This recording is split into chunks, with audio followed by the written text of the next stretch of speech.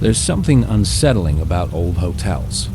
The long, dimly lit hallways, the faint scent of aged wood and cleaning chemicals, the quiet hum of vacancy. I've stayed in dozens of them, and most are nothing more than just that, hotels. But this one was different. I was traveling for work, stopping in a small town I had never heard of. The only hotel available was an old brick building that looked like it had been around for at least a century. The lobby was empty, except for a tired-looking receptionist who handed me a key with barely a word. Room 306. The elevator groaned as I rode up, the kind of sound that made you wonder if it would make it to the next floor. When I stepped into the third-floor hallway, I felt it immediately. That heavy stillness. The air was thick, like it hadn't moved in years. The carpet was faded, patterned with intricate designs that had probably been beautiful decades ago, but now just looked wrong. I found my door, inserted the key, and pushed it open. It was freezing inside. Not just cold, but the kind of cold that makes your breath fog up, even in the middle of summer. The thermostat was on, but no matter how much I adjusted it, the temperature didn't change. The room itself looked normal enough. A bed, a small desk, a TV mounted to the wall. But something felt off. The layout was strange. The far wall had a single door that didn't make sense. It wasn't the bathroom, and it wasn't the closet. It was just there. I walked over and tried the handle. Locked. I felt a wave of unease, but I shook it off. Maybe it was just a maintenance closet. That night, I struggled to sleep. The cold seeped into my bones, and the silence was unbearable. No distant hum of traffic, no muffled voices from other guests. It felt like I was the only one in the entire building. At some point, I must have drifted off, but I woke up suddenly, my heart pounding. It took me a moment to realize what had pulled me from sleep. A noise. It was faint, but steady. A soft tapping sound like fingers drumming against wood. My body stiffened as I turned toward the source.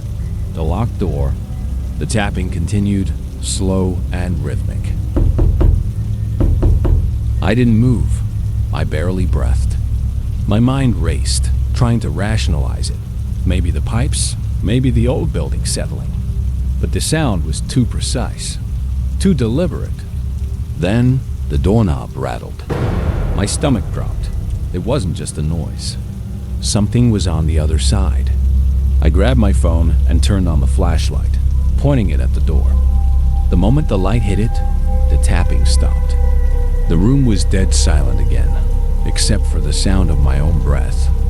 I stayed awake for hours, eyes locked on that door, waiting for anything to happen. But nothing did. By morning, I was exhausted. I packed up my things, ready to leave as fast as I could.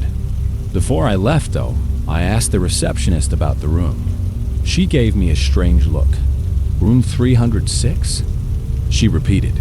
Are you sure? I nodded. She hesitated, then leaned in slightly. We don't have a room 306. I felt my stomach twist. What do you mean? She tapped something on her computer, her eyes narrowing. That room was sealed off years ago. There's no door to it anymore. I didn't argue. I didn't want to know. I just grabbed my bags and left. As I drove away, I glanced in the rearview mirror at the old hotel. Its windows dark and empty. I told myself it was just a mistake. Maybe I had misread the room number. Maybe I had imagined the entire thing in my half-asleep state. But even now, I can still hear it. I spent a lot of time in hotels. Work trips, layovers, long drives where I couldn't make it home in one go. Most of the time, they all blend together: sterile hallways, dim lighting, the hum of vending machines. But this particular night, in a small roadside hotel, has stayed with me ever since. It was late, probably around midnight, when I finally pulled into the parking lot. The hotel wasn't anything special, just a generic two-story place with a neon sign flickering in the dark. The lobby was empty except for the night clerk, a young woman with tired eyes. She handed me the key to room 214, barely looking up. The hallway felt longer than it should have. The carpet was old, faded in spots, and there was a slight musty smell in the air. As I passed room 216, I noticed something strange. The door was slightly ajar. Not enough to see inside, just enough that it didn't look right. I hesitated, glancing at the door as I walked past. There was no sound coming from inside, no movement, just the still open crack of the door. I shook it off and continued to my room. Inside, everything seemed normal. Bed, desk, an outdated TV, a small closet in the corner. I locked the door, set my bag down, and got ready for bed. Before I turned off the light, I noticed something odd. The closet door was slightly open. I didn't think much of it at first housekeeping, probably just forgot to close it all the way. But something about it made me uneasy. Without really knowing why, I reached over and pushed it shut. I turned off the light and got into bed. The room was quiet, but it didn't feel alone. I must have dozed off at some point, but a sound pulled me out of sleep. Footsteps. At first, I thought they were coming from the hallway. Slow, deliberate steps, like someone was pacing. But as I fully woke up, I realized they were inside my room. I held my breath. My eyes adjusted to the darkness, scanning the room, but I couldn't see anything. My heart was pounding in my chest. The air felt thick, heavy, like someone was standing right next to me. Then, the closet door creaked open.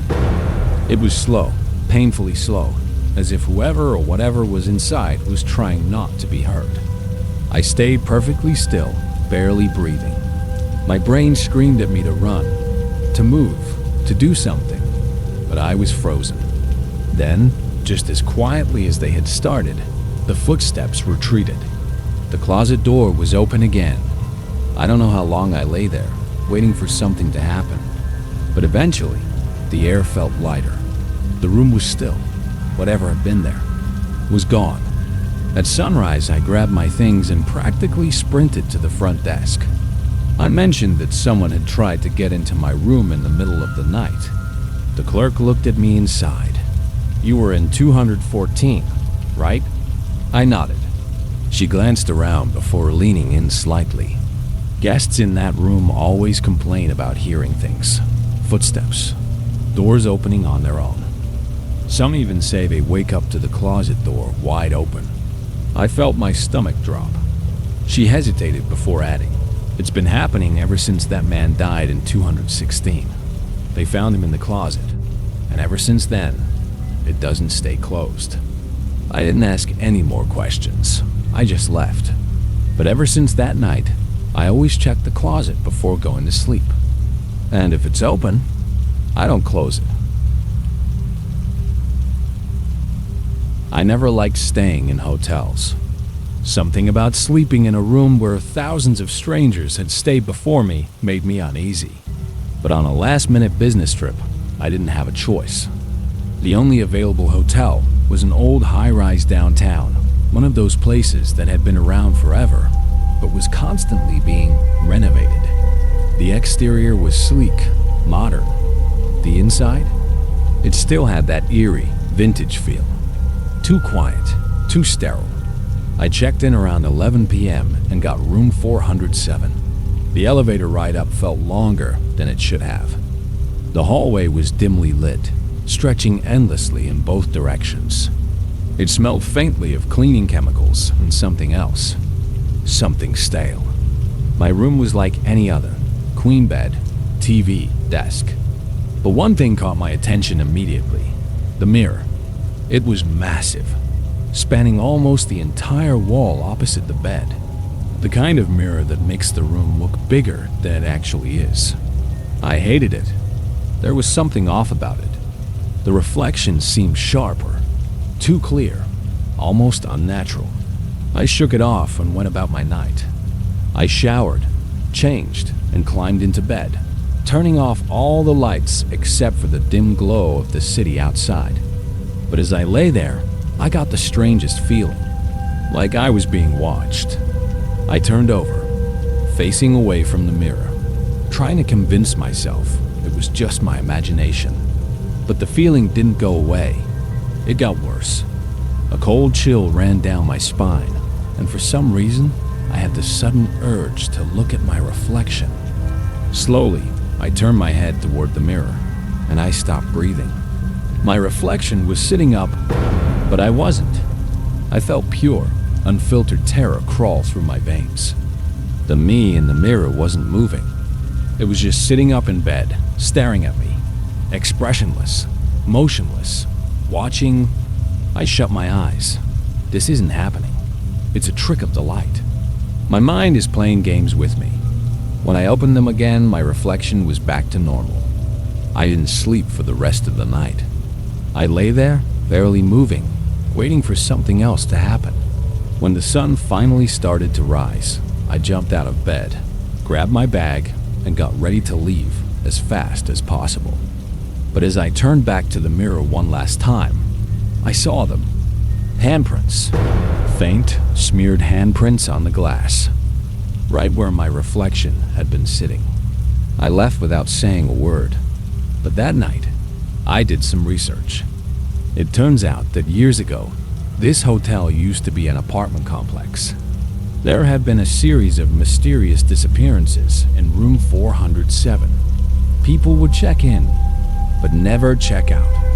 I don't know what I saw that night, but to this day, I refuse to stay in a hotel room with a mirror facing the bed. Because sometimes reflections don't just reflect,